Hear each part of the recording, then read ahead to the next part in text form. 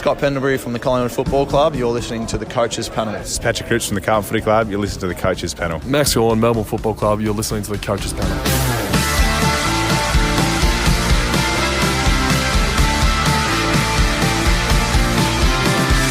There's only a couple of weeks left in the 50 most relevant for 2025. And on today's episode, talking about a player that if you had him for the front half of 2024, chances are your season was tracking very, very nicely. Maybe not so much in the latter half, but we'll get to how it all went pear-shaped and whether or not he can redeem his run in 2025. Caleb Serong is who we're talking about today on the 50 most relevant. It's the players that I believe across AFL Fantasy, SuperCoach and Dream Team, we must have a conversation about. These players are ranked in an order that is ultimately subjective. So if you disagree, I have no problems with it. But Caleb Serong should no doubt be at the top level of premium midfielders you are considering. Joining me on the podcast today, making his Coaches Panel debut. I feel like I've been on his podcast a couple of times. We met about 12 months ago at a SuperCoach event in Melbourne, and I don't think there's been a week that's gone by, maybe not a day, given some group chats we're in, where we are not seeing this man reach out. He's one of my favourite people to talk SuperCoach football about. Don't worry, AFL Fantasy coaches, we got you covered. This boy is going to help you navigate the pathway beautifully. From the SuperCoach Insider podcast, it is Swizz. Hello, mate. Nice to see you. I'm talking about a player I know you're bullish on. Mate, I am so happy to be here talking to you. I make no secret about it on my show that I'm a massive fan of the Coaches Panel, the top 50 every year, and it's great to finally be here making my debut, talking about a player very interesting this year. Maybe in my books a little bit low on your list because I am super hot on Caleb Serong for 2025. I think that's why I'm excited to talk to you about it, because I'm not cool on him, but I'm not as smouldering in heat around Caleb Serong. So always keen to get your thoughts. A 103.8 seasonal average in AFL Fantasy last year.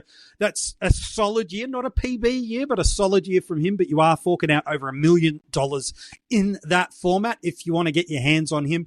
But he still did give us a career high score last year in AFL Fantasy. It was a 161 against the Lions, while in SuperCoach, 115.7, an absolute knockout season. When you look at it in totality, he's going to be priced at $623,400. And just like in AFL Fantasy, his season high score was a career high score, a 170 in SuperCoach.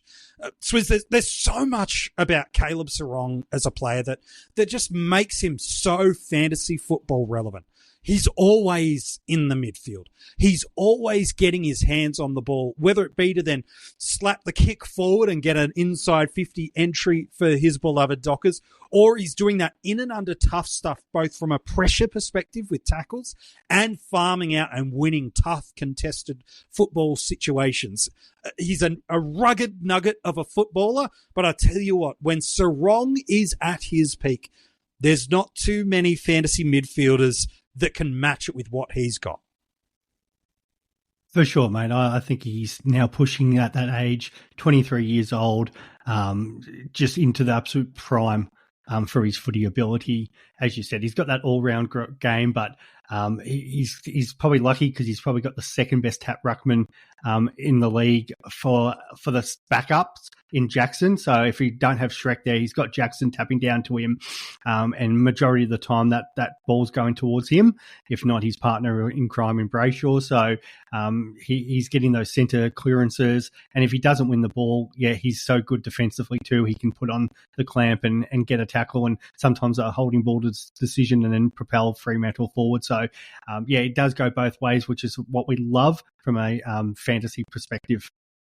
In AFL Fantasy last year, the 13 tons was collated to that average of a 103.8. 4 of them over 120. And while maybe not as many conversion of hundreds to 120 plus captaincy scores, that was a regression from what he did in 2023 at the Dockers. But there's still some big ceiling here. Like in fantasy, a 141 and a 161 in SuperCoach are rarefied levels of ceiling. It's not unheard of in SuperCoach, but in fantasy, getting anything over 150, like they only happen every 2 to 3 weeks in the comp. SuperCoach, you probably get one a week in that territory. So for someone like Serong's ability to do that and to only drop his scoring under 80 just once is amazing. He's top 15 in the league for total points, and that's with a disastrous back half of the year. While in SuperCoach, 17 tons, 8 of them over 120. This is captaincy territories, 140, 141, 150, that PB of 170. And importantly, nothing under 84 too. So he's unlike other premium midfielders that when they get tagged, they just give you 60s and 70s. And even with now the flex and bottom scores coming off, this is the guy that he's never burning you with a horrible basement score. Top 6 in the league for points, top 7 for best average for our midfielders last year. And you alluded to it a bit there, Swizz, before. Like the pre and post buy splits were amazing. Like the 106 post buy in SuperCoach, 94.5 in fantasy. Post buy is not great, but the pre stuff, 114 in AFL Fantasy, 124 in SuperCoach. This is top of the line sort of premium midfielders that Swizz, if he can score like that for us to start the year yet again, due to that slow start, the slow end to the year, my goodness me, this could be a pick that absolutely changes your SuperCoach trajectory. And I think that's where I'm extremely bullish because we've seen that high scoring ability over multiple weeks, so 12 rounds. As you said, in particular for the SuperCoach 124, which is absolute top line elite for a player of his quality. He's now hit that 100 games. We know he's the leader in there. A lot of the time, probably the attention's going to go to his mate in Brayshaw because he can be a little bit more damaging on the outside. So he's going to avoid that tag.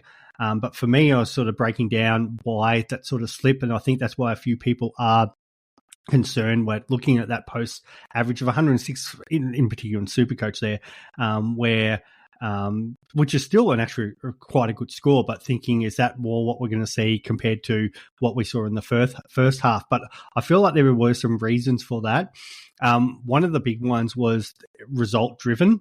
So Brayshaw there, Serong there in wins was averaging in SuperCoach for a point of view 127 in a win, and it was 108 in losses. And come that second half of the year, especially the last 4 games, we did see Freo drop from, I think, 3rd position down to obviously missing the 8. So they were in games. But that's a big part of it, where results driven.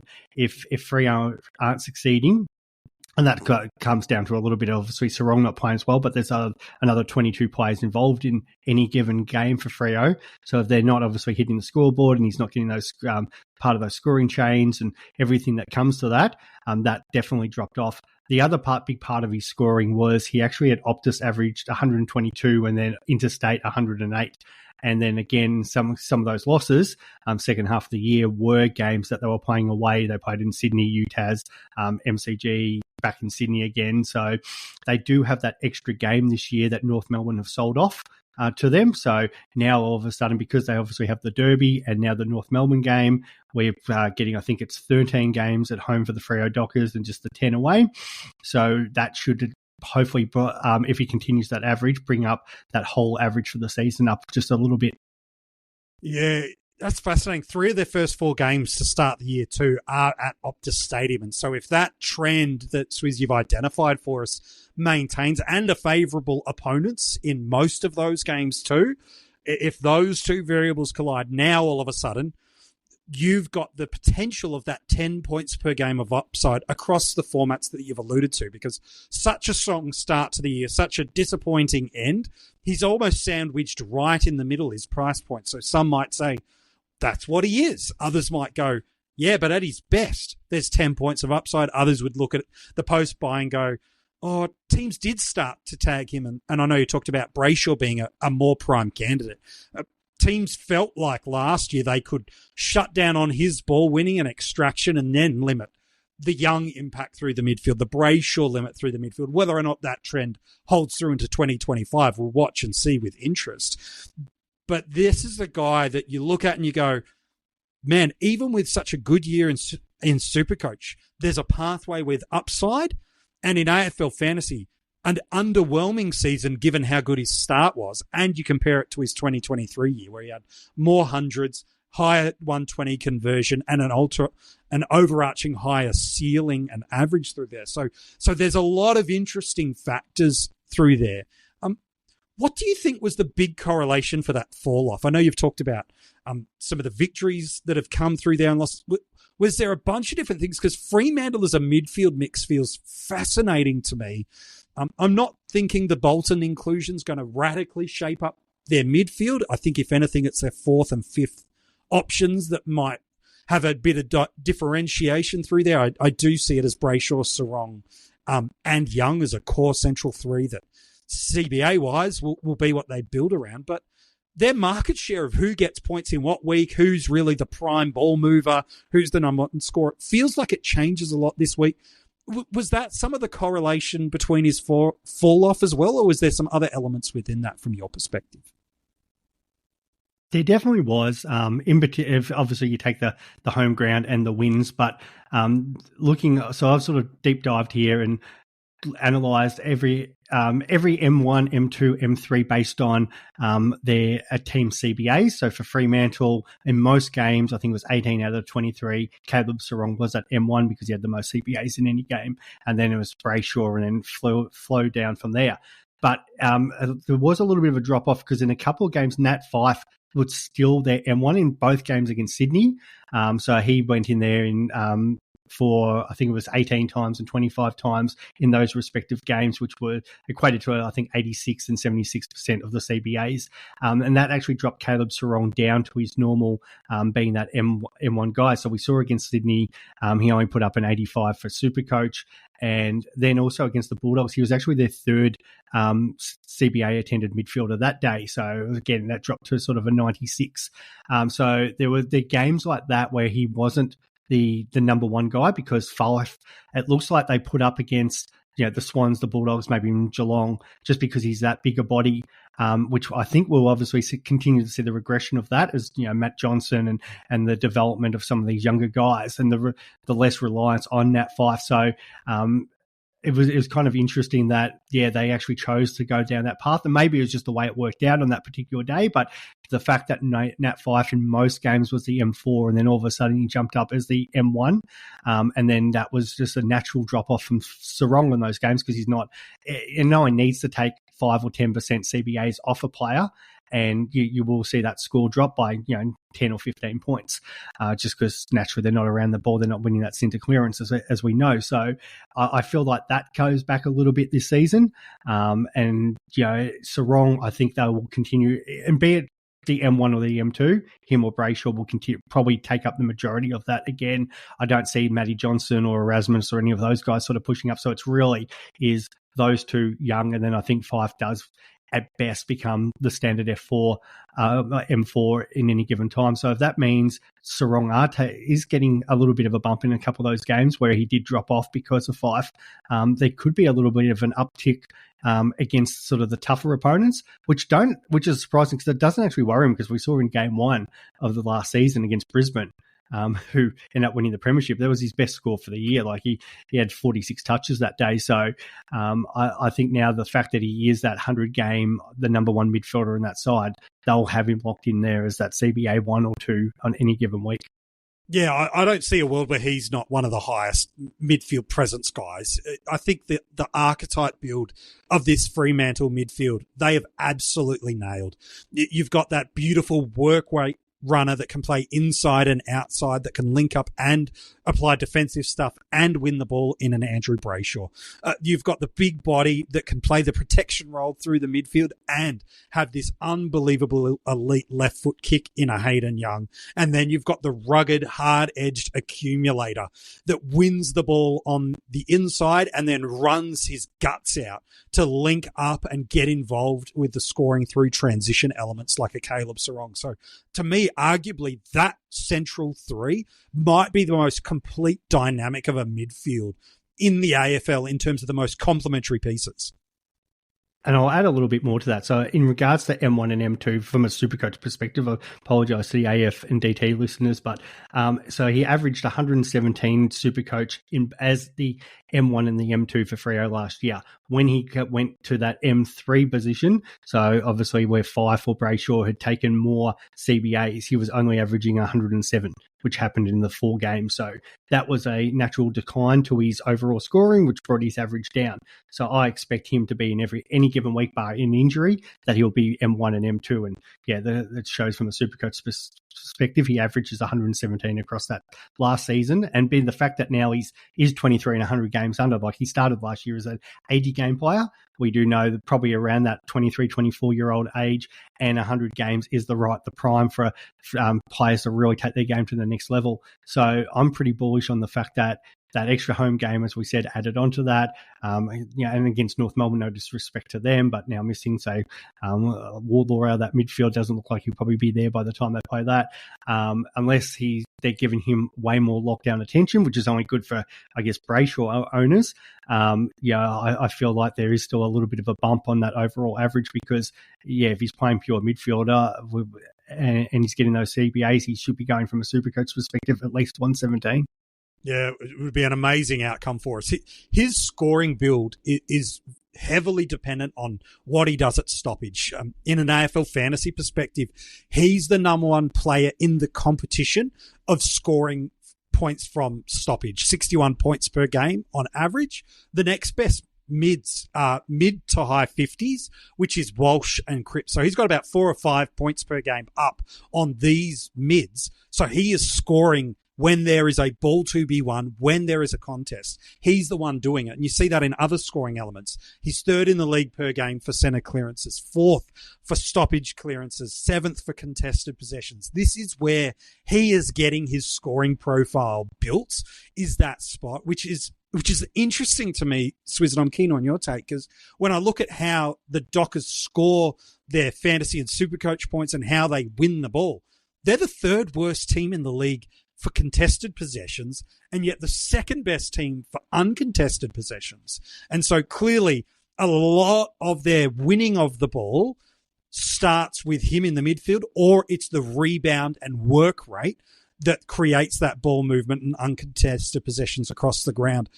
Do you see a pathway where, again, you've mapped out some centre bounce attendance, that we might see some dynamic difference in this Fremantle midfield? Because if that team rate of contested possession goes up, there is a correlation you could maybe draw that Serong's points go up alongside that. At LinkedIn, we know hiring is a big deal for your small business. Sometimes it can feel a little overwhelming. LinkedIn uses data that you can't find anywhere else to give you the best candidates, all so you can feel confident you're hiring the best person for the job. And even a little hiring bliss. See why 86% of small businesses who post a job on LinkedIn get a qualified candidate within a day. Post a job for free at linkedin.com/achieve. LinkedIn, your next great hire is here. I do think it'd be interesting to see kind of how they balance it now that they've got sort of that more attacking flair up the forward as well with Shea Bolton. I know some people are worried about him coming in and potentially stealing CBAs, but I don't think that'll be the case.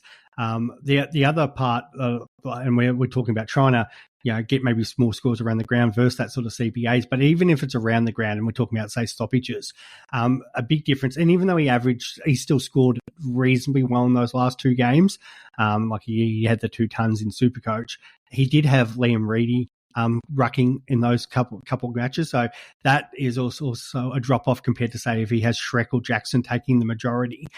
So I think it will also depend on sort of how they go. And it does look like the case that if it isn't Shrek, it might be Reedy. So that might be one sort of worry to us, that if he's rucking, is there a bit more of a flat line? But if Shrek's fit and firing, and then Jackson's doing the rucking in the forward half, I think that bodes well for Serong to at least, if the ball's coming through throw-ins and ball ups, that he can still sort of score around the ground and not worried about exactly needing the CBAs. Yeah, I think the real conversation that coaches should take out of this, and there's a lot of great things you've dropped for us, is that sometimes when we're chasing a player as an upgrade in the season, we end up not only quote unquote overpaying, we end up damaging our side in the process, because at that 114 pre-buy in AFL Fantasy, 124 pre-buy in SuperCoach, you are paying for him at a arguably untenable price point. The only way is down. Now, was he going to go 20 points per game, under which he did do post-buy? I don't think anyone forecast that. But when a player is going at a career, almost unsustainable peak like he was at that run of games, I think it's a good learning for us, Swizz, and I'm keen on your take here of, yes, we want to get the best players in our team and have them for as long as we can, but if you brought in Serong at his buy or 1 or 2 or 3 weeks beforehand, how do we make that identification of, I'm overpaying and the regression is the only pathway, versus he's undeniable, top of his line, there's no better option, and I've just got to pay the price if I don't want to get hurt anymore? Have you got some wisdom for us to help us separate the difference between reaching versus getting the best? Yeah, it's a hard one because we obviously know things change throughout the year. I like starting somebody like a Serong. As you said, they could tag. I'm more bullish on the fact they could give more attention to, say, Brayshaw, but as you said, they were giving some attention to Serong. Teams don't tend to tag until it sort of comes into around round 6, round 7. You see all the people in the media go, why aren't they tagging? Kane Corns is a big one for that. And that was his role, and he's massive on it, and I 100% get it, because what happens over a preseason is teams back their structure in. So they plan everything around what their midfield can do, not to worry about what stopping the other team's midfield. And there's a little bit about that also, because as a club, you're bullish about how you're going to go, and you're not so worried about sort of the opposition teams. And then what ends up happening round 6, round 7, the players that have gone off the charts, your Nick Dacostas last year, obviously Serong, Zach Merritt, those sort of people, it becomes, oh, hang on, we've got somebody who can actually lock down. We maybe need to put some attention into these sort of guys. So for somebody like Serong, if you do think he's going to be the one that's going to get tagged at Freo at some point, I would rather start somebody like that, because he's probably not getting the attention in these early games, because they're going to back themselves in that's in the opposition. And where what ended up obviously happening last year too, apart from the results going against Fremantle and probably not able to see out the season, and that also had to do a little bit about, they did lose Tracy up the forward line, so that was a big loss, and all of a sudden that impacted their win-loss, which we don't know obviously impacts Serong scoring. So you probably got to have a look at not what's happening to this individual player, but what's happening for the rest of the team. And if you sort of saw, okay, Darcy's out, injured, Tracy's out, injured forward, Freo have lost some avenues there that are going to help them win games. It's always hard to trade out somebody who's averaging 110, 120 in the different formats. But that's going to impact somebody like his scoring. So sometimes, bringing, as you said, moving heaven and earth to bring a player like that in, there's probably other avenues, and those people who say maybe jumped on a Hawthorn player or another team that had maybe an easier fixture, they probably got the fruits and the spoils than what those did that jumped on Serong late. Yeah, I'm bullish on this Fremantle team coming back to finals. To me, health is the greatest hindrance to them. They now have all the pieces of the puzzle. They've got 2 very different but very damaging rucks. I've already mentioned how keen I am on their central 3 mids as arguably the best complementary 3 mids in the comp. They've got tall forwards now that can take a mark and convert goal. They've got the X factor in their forward line that they'd lost with Michael Walters with age. They've now got that back with Bolton. They've got run and carry players for days. They've got tall defenders. They've got interceptors. Health is the thing that is going to hijack this Fremantle team, and it's why I see people's bullishness, not just around Serong, but about wanting to get their hands on a Fremantle midfielder early, because this fixture looks unbelievable. 3 of the first 4 are at Optus Stadium. You've mentioned how good Serong is there, but it's the Cats, which is a historically good matchup for us from a midfield perspective. Yep, there's Swans, so does a Dean Cox tag or not? You've already mapped out a pathway where teams historically have hesitated from that, let alone under a new coach. Then they've got the Eagles, the Bulldogs, the Tigers. That's where another monster scoring game from him came for us last year.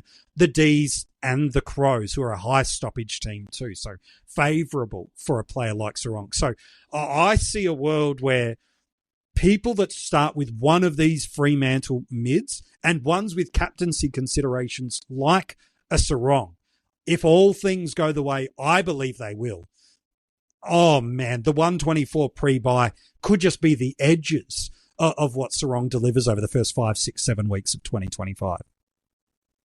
100%. And this fixture is gold for them, as you said.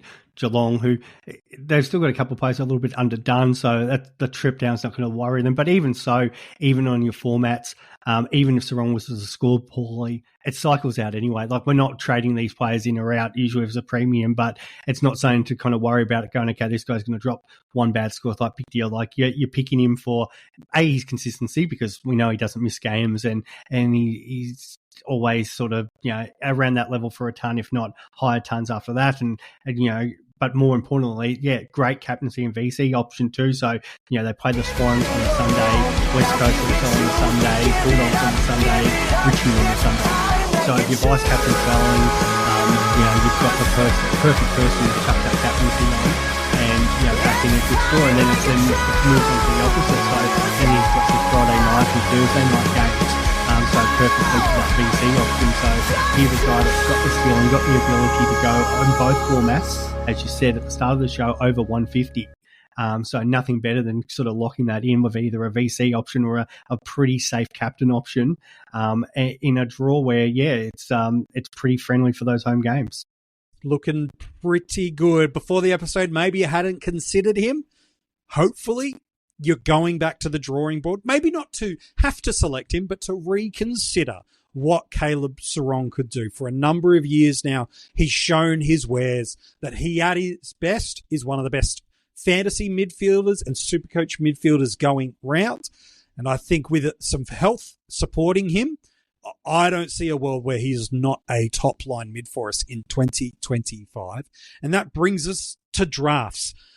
We here at the Coaches Panel choose to draft on the Keeper platform, but it is no better time to be a draft coacher in the community. With the Slider platform also popping up this year, AFL Fantasy has done some reinvestment into that tool, SuperCoach, and of course Dream Team. There are so many places now where you can hold your season-long Keeper or Dynasty League drafts. But where do you see him going on draft day? We know the variables always sit on league size and on-squad players. Those two variables ultimately determine whether your positional scarcity of a ruck forward defender trumps how much you want a primo mid early on. But where do you see him going? Maybe focus on a SuperCoach draft for me, given that's what SuperCoach Insider focuses around. Where do you see him going? Does it depend on that positional, probably more ruck in SuperCoach is really favourable early? Does that change for you whether or not he goes first or second or even third round? Yeah, it's I'm happy to give you on both. So for me, for those AFL Fantasy and Dream Team players, it's first round. Most standard leagues play 10 players, some play 12 and stuff like that. So I don't see him going outside the first round in that competition, but I think it's more at the end. So if you're kind of in that, I think in AFL Fantasy GT, if you're in that sort of redraft league, you could very much be pretty comfortable if you have a pick at the end of the first round, as long as you're in that sort of snake format, because you could potentially be looking at, say, grabbing a Serong and then maybe, even pairing it, say, depending if your league's playing buys or whatever, with a Lockie Neal or something like that, you could pick up two premium midfielders. So I think he's in about that range, because you're going to have more people jumping at you, slightly more fantasy friendly players in your Merritts and your Trelaws and Gouldens and whatever, where it'd be, again, it's different than if it's a keeper league just because of his age. You're kind of looking in the top sort of 3 or 4 because, 23-year-old, how can you not kind of go there early? SuperCoach, completely different story. I think it depends on sort of your ruck lineup and how many players you've got in.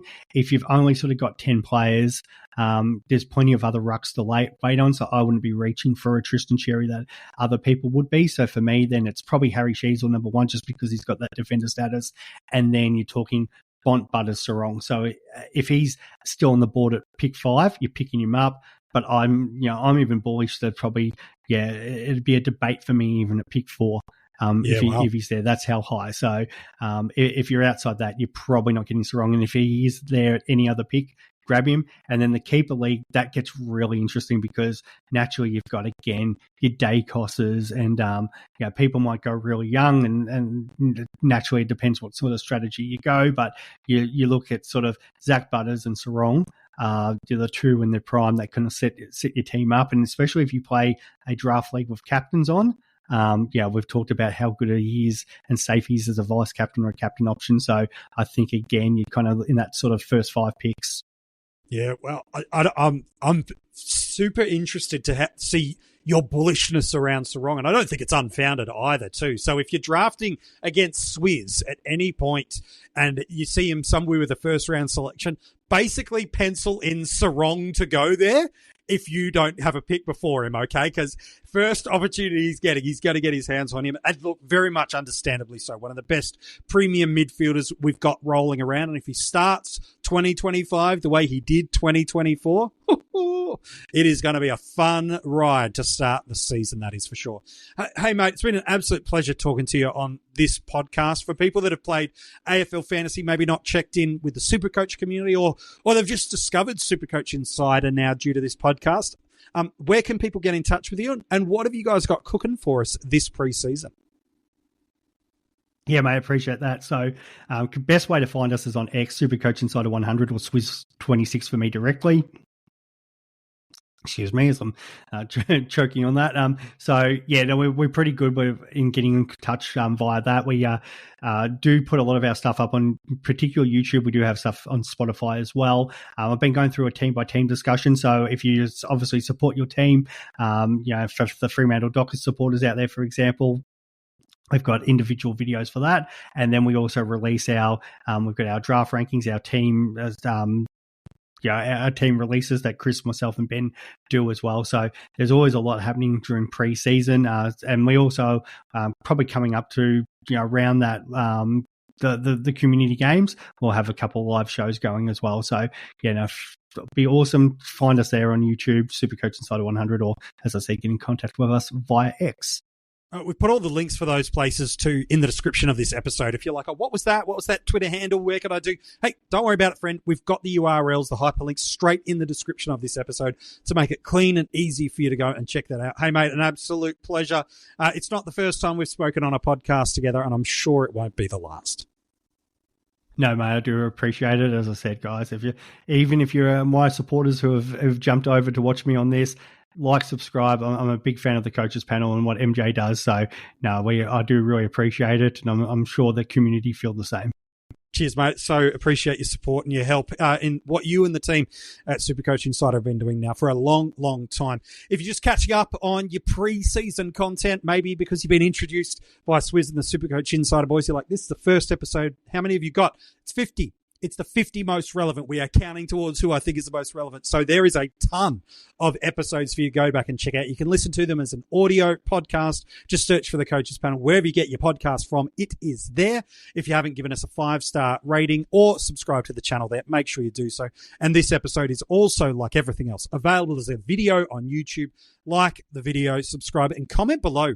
Are you as hot on Caleb Serong and his potential scoring that Swizz is in 2025, or are you a little bit more apprehensive about what he could be? I'd love to see some of the thoughts in the comments below. While you're in the description of this episode to find all the links for SuperCoach Insider, we've got all the details for where you can get in touch with the Coaches Panel, become part of our Patreon. They're getting a ton of great stuff at the moment, depending on the tier level that they've subscribed in. And you can get your hands on some Coaches Panel merch and look good for the season proper and represent and support the Coaches Panel. So would you like a clue of who's coming next at number 13? Let me give you one, and let's see how you go with the guessing game. You've got good. I'm not going to lie. Some people are getting good over the last week or two, But to be fair, the names are lesser to pick from. That doesn't diminish your correct guesses, friend. But here we go. Number 13. This is what I'll tell you. This guy is a top-line premium midfielder. That last year, he was a season-defining selection. If you did not have him for big portions of 2024, you weren't doing very well in your overall ranking. It's tough to say that one player that made that much of a difference, but with every week that went by that you did not have him, every week you required all your other player variables to outperform because he was tearing it up.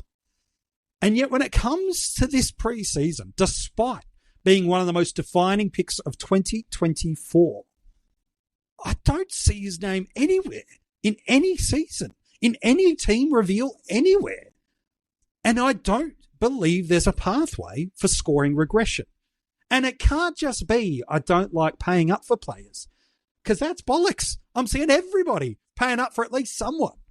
So why have we got cool on a guy that has been so good for so long and was so defining in 2024? We'll talk about him, maybe change your mind about him tomorrow in the 50 Most Relevant.